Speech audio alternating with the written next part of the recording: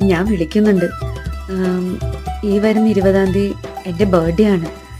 അപ്പോൾ ഞാൻ സാറിനെ സോറി, ഞാൻ സുദീപിനെ വീട്ടിലേക്ക് ക്ഷണിക്കാനിരിക്കുക. ശരി.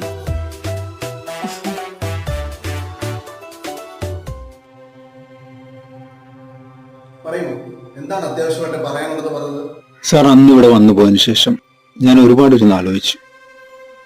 അപ്പോഴാണ് ചില കാര്യങ്ങൾ എൻ്റെ ഓർമ്മയിലേക്ക് വന്നത്.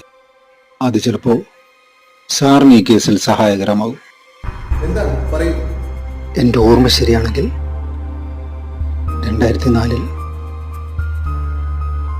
ഞങ്ങൾ 20 പേർ ചേർന്ന് ടെക്നോ പാർക്കിൽ വർക്ക് ചെയ്യുമ്പോഴാണ്